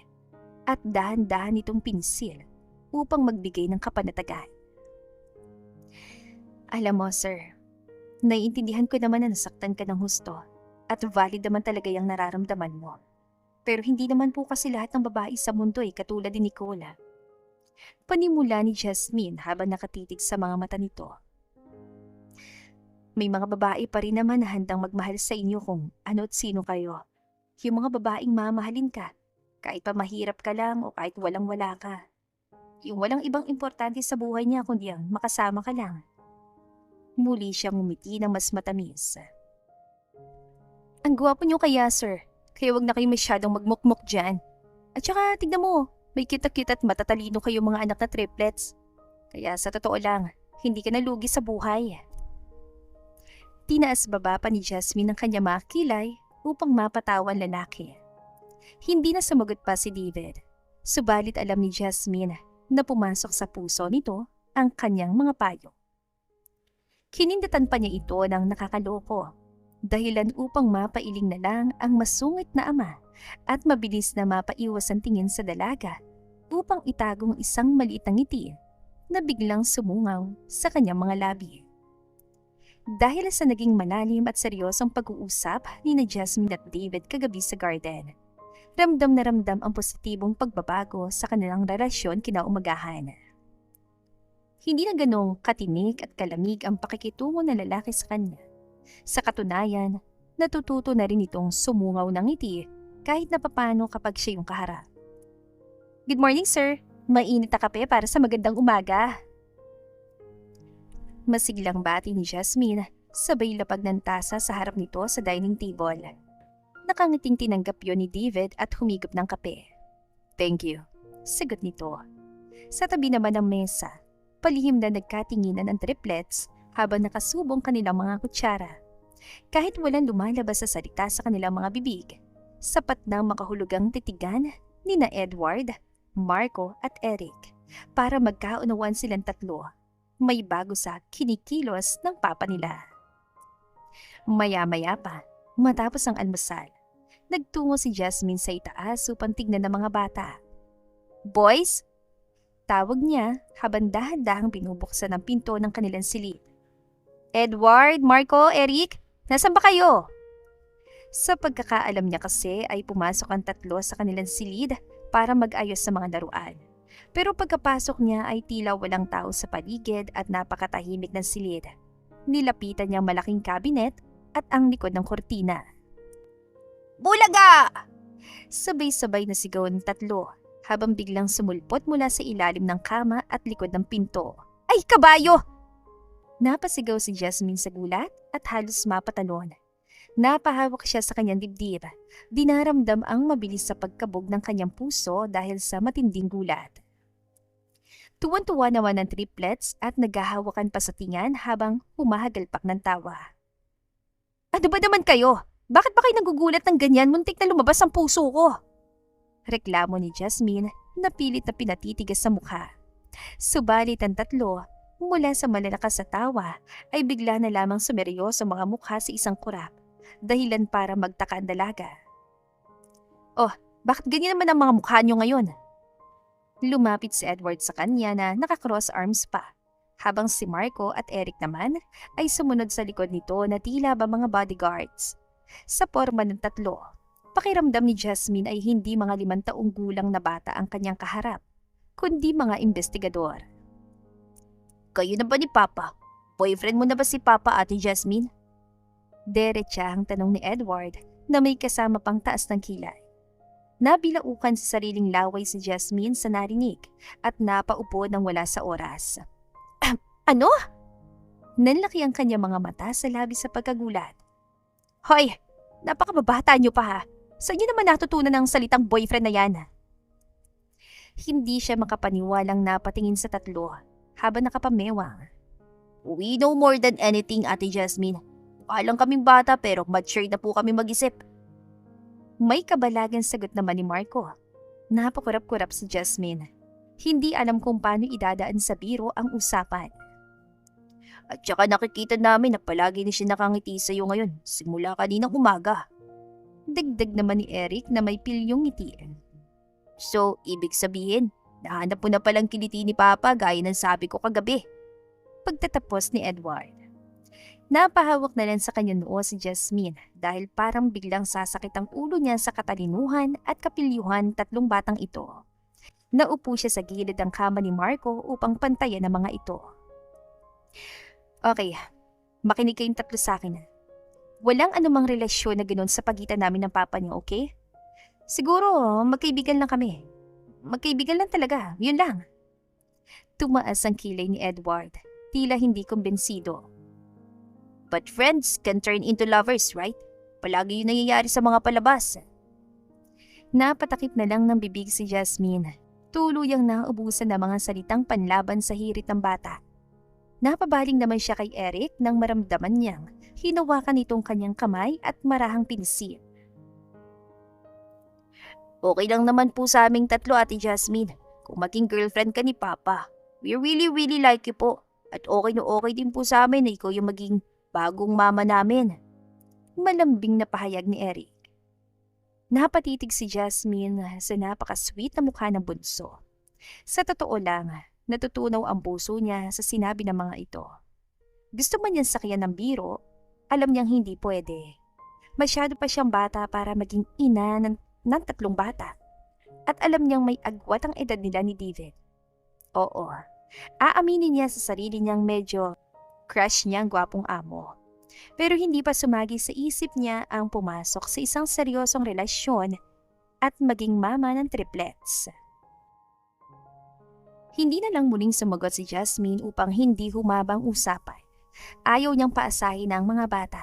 Subalit ayaw din naman niyang saktan ng mga ito, lalo na't nakikita niya sa mga mata ng triplets ang labis sa pag-asa na magkaroon ng kumpletong pamilya. Dahil sa mga naging hirit na yun ng triplets, kung ano-ano na lang ang pumasok sa isip ni Jasmine buong maghapon. Nagkaroon tuloy siya ng kaunting ilang sa tuwing nagkakasalubong o nagkikita sila ni David sa loob ng bahay. "Jasmine?" Biglang tawag ni David sa kanya habang nagpupunay siya ng estante sa sala. "Yes, sir?" Mabilis at medyo gulat ang sagot ni Jasmine, dahilan para mapatalon pa siya ng kaunti. Kumunot ang noon ng lalaki dahil sa labis itong reaksyon. "Just call me David. Huwag mo na akong tawaging sir kapag tayo lang mag-uusap. You don't need to be so formal with me anymore." Pilit na ngumiti si Jasmine at pilit na ibinalik ang casual niyang boses. Okay po, David."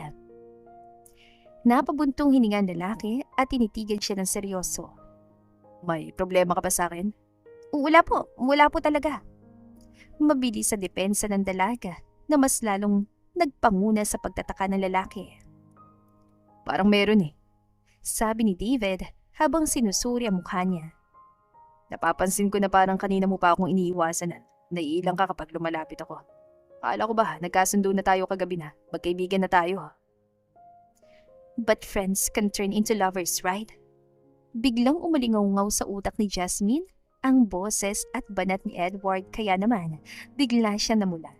Napailing-iling siya na mabilis. Kasalanan talaga ito ng triplets. kung ano-ano na lang ang naipapasok sa kanyang isip.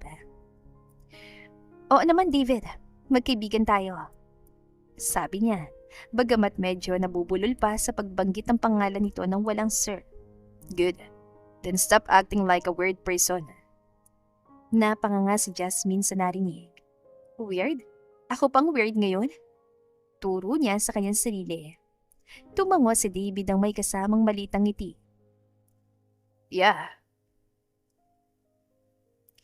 Before kasi masayahin ka't palagi madaldal kapag kausap ako. Pero lately para kang nakakita ng multo kapag pumapasok ako sa kwarto. Ngumiti si Jasmine kahit medyo pilit. Okay lang talaga ako, promise. Tinitigan muna siya ng mabuti na lalaki bago ito nagpatuloy. Okay, whatever you say. Anyway, samahan mo ako bukas ng umaga. Gusto kong pumunta sa malapit na supermarket para mag-grocery. Mas lalong napanganga si Jasmine sa narinig. Huwe, seryoso ba? Ikaw, ang isang busy na business manager ay mag-grocery? Tumango ang lalaki bilang sagot. Teka, wala ka bang lagnat, David? Lumapit siya at biglang inilagay ang likod ng kanyang kamay sa noo nito. Teka, hindi ka naman mainit. Mabilis na winasik ng lalaki ang kamay niya palayo habang natatawa ng bahagya. Wala akong lagnat o sakit, okay? Huwag mo nga hawakan na noo ko. Hindi pa rin makapaniwala ang dalaga. Gusto kong mag-grocery dahil plano kong magluto sa susunod na araw. I want to surprise the boys.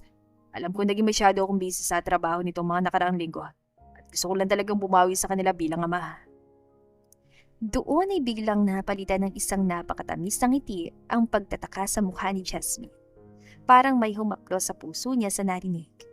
Kahit gaano kapagod at kabesa si David sa labas, kapuri-puri na gumagawa pa rin ito ng paraan para bigyan ng oras at pasayahin ng kanyang mga anak. Sigurado akong labis sa matutuwang triplet sa sorpresa mo. Nakangiting wika ni Jasmine. Kaya wag mo muna sasabihin sa kanila, okay? I want it to be a complete surprise. Tumango si Jasmine habang gumagawa ng senyas na isasara ang bibig. Sige, tikom ang bibig ko. Bigla tuloy na excite si Jasmine para sa susunod na araw. Nang sumapit ang araw ng kanilang pag-grocery, maaga siya nag-ayos at nagpaalam sa triplets na kasalukuyang naglalaro sa carpet sa sala. Ay mga pilyo, alis muna ako para mag-grocery ha. Bilang ni Jasmine habang sinusokbit ang kanyang bag. Habang wala ako dito, huwag kayong magpapasaway o mag-iingay dahil natutulog at nagpapahinga si Lolo B sa taas. Tinignan niyan tatlo ng may nanilisik na mga mata sa paraang nagbibiro. At higit sa lahat, huwag kayong maglalaro ng posporo o apoy sa kusina, okay? Baka mamaya pagbalik ko sunog na tong bahay. Ngumiti ng malalawak ang tatlo at sabay-sabay na sumaludo sa kanya. Ay, Captain Jasmine! Napailing na lang siya sa kakyutan ng tatlo. Basta kapag nagutom kayo, may nihanda akong sandwich dyan sa kusina. Alis na ako. Paalam niya bago tuluyang lumabas para sumama kay David. Sa grocery na mismo nagpasyang magkita sina Jasmine at David upang tuluyang maiwasan ang panunuri ng matatalinong triplets. Mabilis silang nagtagpo sa supermarket at magkatuwang na namili ng mga sariwang sangkap. Matapos mapunong kanilang cart, ay dumaan din sila saglit sa katabing mall. Ngunit pinagstay muna ni David ang dalaga sa loob ng kotse dahil may mahalaga raw itong kailangang bilihin na mabilis. Nang matapos ang lahat, ay agad silang bumalik sa bahay. Tuwan-tuwan triplets na makitang maagang umuwi ang kanilang papa.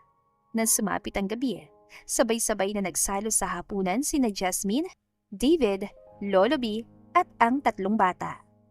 Habang kumakain, hindi mapigilan ni Jasmine na mapangiti habang pinagmamasdan ng mga kasama na masayang nagbabalitaan.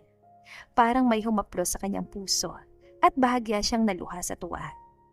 2 taon din kasi siyang nag-iisa.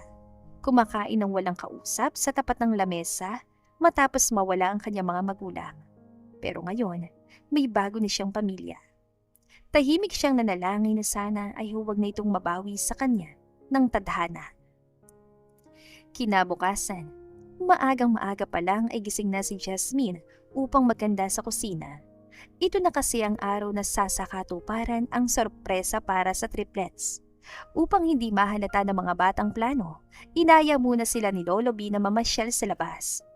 Lihim na napapangiti si Jasmine habang nagluluto dahil kasabay niya si David sa bawat galaw sa kusina. Natawa pa siya ng husto nang lumingon ng lalaki. May bahid kasi ng harina ang dulo ng ilong at pisngi nito habang seryosong nagboball coat ng manok para gawing chicken joy.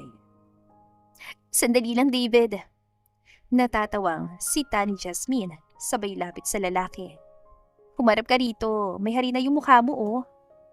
Kumuha siya ng tissue at dahan-dahang pinunasan ang mukha nito. Habang ginagawa niya yon, nanatili namang nakapako ang mga mata ni David sa kanyang mukha. Ayan, wala na. Biglang napatigil si Jasmine sa pagsasalita nang mapagtanto kung gaano na kalapit ang distansya nilang dalawa. Isang dangkal na lang ang agwat at halos magkatama ng kanilang mga labi. Ramdam niya ang marahang paghinga ng lalaki. At nang ibaba niyang kanyang tingin, napansin niyang sa mga labi niya nakatitig si David. Napalinok si Jasmine habang mabilis na kumabog ang kanyang dibdib. Bago pa man tuluyang magkaroon ng kakaibang tensyon, ay mabilis siyang umatras at napaiwas ng tingin. Biglang naila. Upang mabasag ang katahimikan, pinagpatuloy na lang nila ang pag-aayos sa mga niluto sa garden. Napangiti si Jasmine dahil napakaganda ng kinalabasan ng set sa ilalim ng mga puno. Papauwi na bang triplets at si Lola B? Tanong ni Jasmine matapos hugasan ng kanyang mga kamay. Maya-maya pa siguro. Bakit? May lakad ka ba ngayong hapon? Balik na tanong ni David habang nagpupunas ng lamesa. Tumingin si Jasmine dito at bahagyang ngumiti. Oo may pupuntahan lang sana ako saglit. Tumango si David bilang pag-unawa. Oh, sige. Pero siguraduhin mong makakabalik ka bago mag-dinner dahil sabay-sabay tayong kakain dito. Tumango si Jasmine at nagsimula ng humakbang paalis. Subalit bago pa man siya makalabas ng gate, ay narinig niya ang pagtawag ng lalaki. Jasmine! Lumingon siya. Seryoso ngunit may kakaibang lambing ang tingin sa kanya ni David. Come back home, okay? Napatigil ang dalaga. Ang mga salitang, come back home, ay tila musika na nagpagising sa kanyang nangungulilang puso. Mabilis na namula ang kanyang mga pisngi at pilit na itinagong ngiti. Okay, maikli niyang sagot bago tuluyang umalis. Sumakay ng taxi si Jasmine at nagpahatid sa isang tahimik na memorial park. Pagdating doon, marahang inilapag ang binili niyang pumpo ng bulaklak sa ibabaw ng puntod ng kanyang mga magulang. Hi, Mama, Papa. Kumusta po kayo riyan?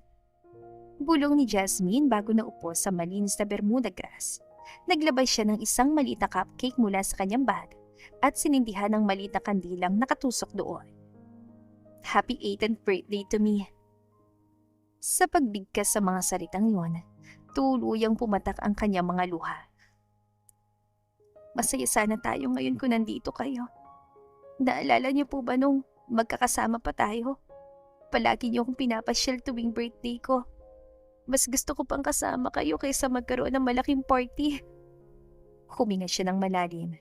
Pinunasan ng basa niyang pisngi at maranging nalikan ang hangin bago hinipan ng kandila. Happy birthday to me. Bulong niya muli. 18 na ako, Mapa. Nasa tamang edad na ako. Kaya huwag na po kayo mag-alala sa akin kung nasan man kayo ngayon. Dahil maayos pong kalagayan ko. Kinakaya ko pa rin naman ang lahat ng pagsubok. At alam niyo po ba, hindi na ako nag-iisa ngayon. May bago na akong pamilyang kinabibilangan. At pinapangako ko sa inyo at sa kanila na hindi ko sila iiwan anuman ang mangyari. Gagawin ko lahat para maprotektahan ang pamilyang meron ako ngayon. Matapos ang mahabang pakikipag-usap, ay tumayo na si Jasmine at pinagpagan ng kanyang pantalon. Ngumiti siya sa huling pagkakataon sa puntod. O siya, Mama, Papa, aalis na ako ha, at baka hinahanap na ako sa bahay. Babalik po ako kapag may oras ako ulit. Sa susunod, pinapangako kong isasama ko ng triplets dito para makilala niyo sila. Kumaway siya at tuluyan lumisan. Madilim na ang paligid na makauwi si Jasmine sa subdivision.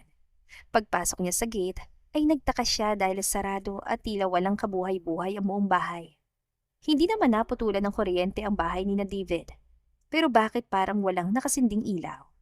Mas lalo siyang nagtaka dahil alam niya ay magse-celebrate sila sa garden. Ngunit purong kadiliman ang sumalubong sa kanya. Naglakad siya patungo sa likod bahay kung nasan ang garden. Paghakbang niya sa damuhan, ay biglang nagliwanag ang buong paligid dahil sa mga nakasabit na fairy lights at isang malakas na hiyaw ang bumasag sa katahimikan. Happy birthday, Ate Jasmine! Sabay-sabay na sigaw ng triplets. Mabilis na tumakbo ang tatlo at mahigpit na yumakap sa kanyang binti. Hindi agad nakagalaw o nakapagsalita si Jasmine sa sobrang gulat. Nanatiling nakabukang kanyang bibig habang pinagmamasdan ng magandang dekorasyon na may nakasulat na Happy 18th Birthday, Jasmine. Happy birthday, Jasmine Iha. Nakangiting bati naman sa kanya ni Lolo B na nakatayo malapit sa buffet table. Teka po, nalilito ako. Nauutal na wika ni Jasmine, pilit na pinapakalman sarili. Paano niya nalaman na birthday ko ngayon? Lumapit si David sa kanya. May hawak na isang maliit, ngunit magandang box ng regalo. Yeah, we know. Napangunot noo si Jasmine ngunit may halong tuwa. Paano mo nalaman, David? Sino nagsabi sa'yo? Ngumiti lang ang lalaki na misteryoso. It's a secret. Tinignan siya ni Jasmine nang may halong pambubuska upang itagong kanyang kilig. Huwe, stalker ka siguro ano? Baka naman palhin mo kong iniispiya kasi may gusto ka na sa akin, David ha. Inasahan niyang susungitan siya nito tulad ng dati. Ngunit laking gulat niya nang umiti lang ang lalaki nang makahulugan at hindi man lamang itinanggi ang kanyang hirit. Na-surprise ka ba namin, Ate Jasmine? Untag ni Edward habang hila-hila ang kanyang kamay. Nalipat ang kanyang atensyon sa bata at napangiti na malawak. Oo naman, sobra. Nagpakapagod pa ako magluto kanina para sa sorpresa ng papa niyo. Tapos para sa akin naman pala lahat ng to. Niyakap naman siya ni Marco sa bewang. Siyempre naman po, kaya nga po namin sinabing para sa amin yun para hindi mo mahalat ang tunay naming plano. Napatingin naman siya kay Eric na magsalita ito. At siyempre ate, hindi lang po itong sorpresa namin para sa'yo. May regalo rin po kaming binili. Kaya kami umalis kanina kasama si Lolo B para pumili ng pinakamagandang regalo para sa'yo. Mama Jasmine. Bahagyang natigilan si Jasmine sa huling salitang binigkas ng bata. Dahan-dahan siya lumuhod upang pumantay sa taas ni Eric. Anong itinawag mo sa akin, baby? Napangiti na sabay-sabay ang tatlo. Mama Jasmine! Huwi ka ng triplet sa iisang tinig.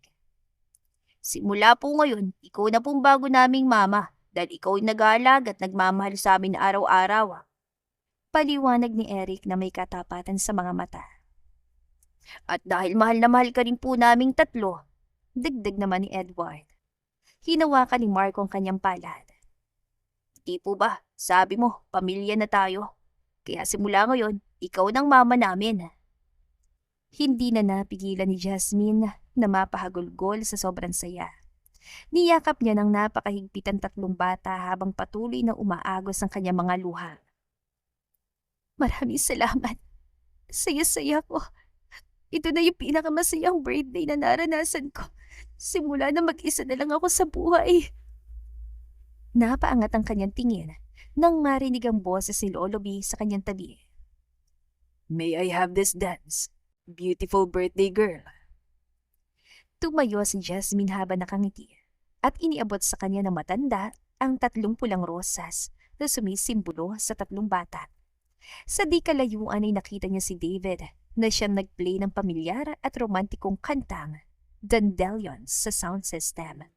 Inilagay ni Jasmine ang kanyang kamay sa balikat ng matanda at marahan sila nagsimulang sumayaw sa gitna ng garden. Maraming salamat po sa lahat ng ito, Lolo B. Hindi ko po alam kung paano kayo pasasalamatan. Emosyonal niyang wika habang sumasayaw sila. Ngumiti ang matanda at umiling ng bahagya. Huwag sa akin ang pasasalamat mo, Jasmine. Si David ang nag-asikaso, nag-isip at nagplano ng buong sorpresang ito para sa'yo. Nagulat si Jasmine sa narinig at napabaling ang tingin sa gawin ng lalaking seryosong nakatanaw sa kanila mula sa gilid ng buffet table. Alam mo, Iha, Napakalaki na ng pinagbago ng bahay na ito, lalo na ng pamilya ni David. Simula nang dumating ka sa buhay namin, nawala ang lamig at muling nagkaroon ng buhay. Dahil doon, ako ang dapat na magpasalamat sa iyo.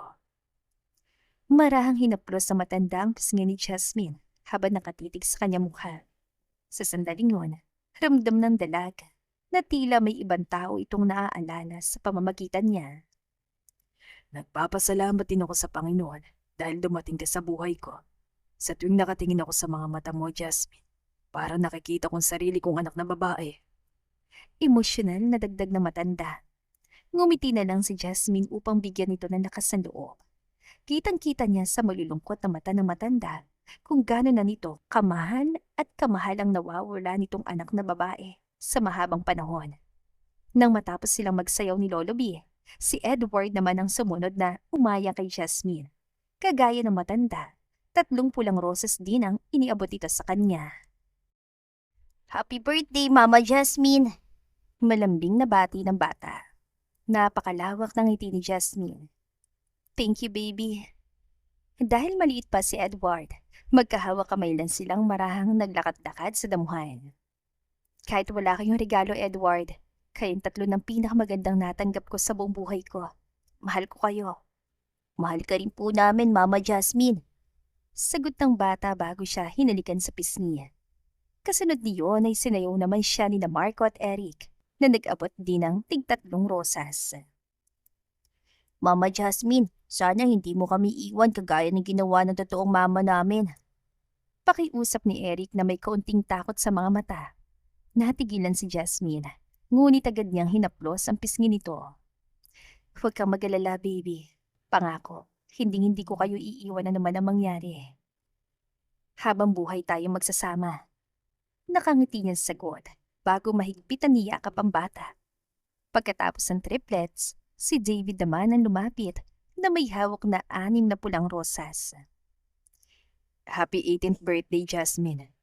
Nakangiting wika na lalaki bago sila nagsimulang sumayaw sa saliw ng tugtog. Halos lumabas ang puso ni Jasmine sa dibdib sa bilis ng kabog nito habang nakatitig sa gwapong mukha ng amo. Salamat sa pahandang ito, David. Nalaman ko kay Lolo B na ikaw pala yung nagplano ng lahat. You deserve this, Jasmine. Higit pa rito ang halaga ng pagmamahal na binibigay mo sa mga anak ko. At masaya ako dahil tinuturing ka na nilang tunay na mama. Seryosong sad na lalaki. Nahihiya at kinikilig si Jasmine sa mga papuri nito. Masaya naman talaga ako kapag kasamang triplets. Lalo na ikaw. Biglang nadulas na wika ng dalaga. Nanlaki ang kanyang mga mata at agad na bumawi. Ibig ko sabihin, kayong lahat ni Lolo B. Natawa ng mahina si David, dahilan para mas lalong mamula ang mga pisngi ni Jasmine. Hinawakan ng lalaki ang kanyang baba at pinatingin siya sa mga mata nito. Don't worry, Jasmine. The feeling is mutual. Simula na makakilala kita, binago mong pananaw ko sa mga babae. Ngayon nasa legal age ka na. Papayagan mo ba akong manigaw sa'yo? Yes! Yes! Biglang sigaw ng triplets at ni Lolo B na kanina pa palang nakikinig sa gilid. Natawa si Jasmine sa pagiging supportive ng pamilya nito. Tumingin siya kay David at nakangiting tumango. Yes, David. Sinasagot na kita. Napatigal si David at nagulat. Ano? Teka, bakit parang ang bilis naman yata? Hindi pa pwedeng ligaw muna? Hinawakan ni Jasmine ang kamay ng lalaki. Mahal naman natin ang isa't isa, David. Nakatira na tayo sa isang bubong at tanggap na ako ng mga anak mo. Kaya bakit pa natin patatagalin? Huwag kang mag-alala. Magsyota pa lang naman tayo, hindi pa tayo magpapakasal agad. Napailing na lang si David na natatawa sa kabilang lohika ng dalaga. You never failed to make me smile, Jasmine. Sinapo nito ang kanyang mukha at hinalikan siya ng matagal sa noo. Pagkatapos ay kinuha ng lalaki ang isang maliit na box sa kanyang bulsa at sinuot kay Jasmine ang isang magandang kwintas na may pendant na letter J. Happy birthday again, loves. Mula ng gabing yun, mas naging masayang takbo ng buhay ni Jasmine. Hindi na niya pinapansin ang 7 taong agwat ng edad nila ni David dahil napatunayan niyang age doesn't matter kapag tunay ang pag-ibig. Palaging may dalang bulaklak si David tuwing uuwi galing sa restaurant. At patuloy pa rin itong nagpaparamdam ng kilig sa kanya araw-araw.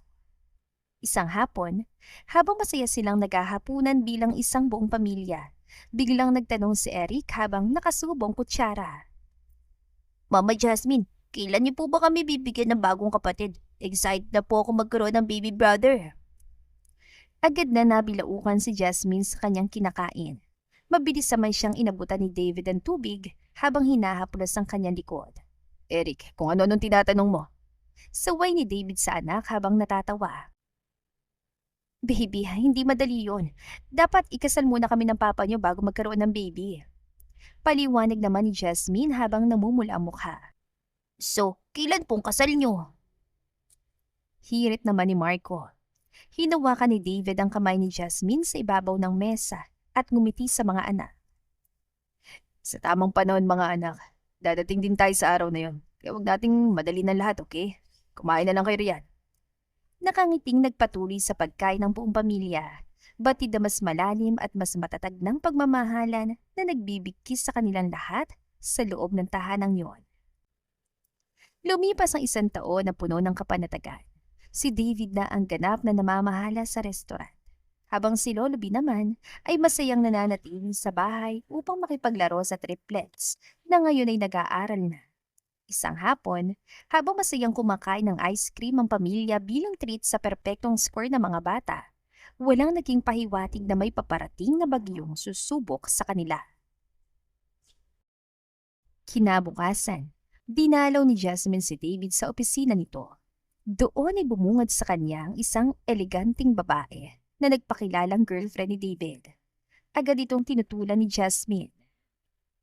At sa gitna ng kanilang sagutan, binitawan ng babae ang salitang nagpatahimik sa kanya.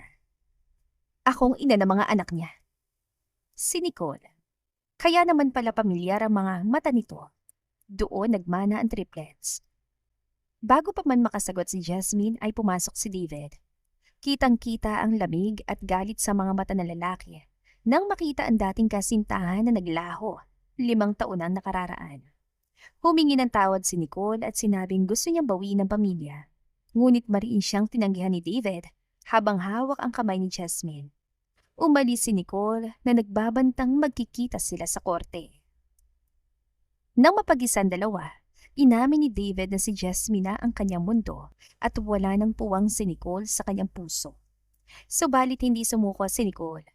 Kinabukasan, habang wala si David, pinuntahan niya si Jasmine sa bahay upang pilitin itong lumayo. Nauwi ito sa komprontasyon kung saan nasampal pa si Jasmine. Nasaksiyan ito ng triplets na agad pumagitna upang ipagtanggol ang kanilang Mama Jasmine.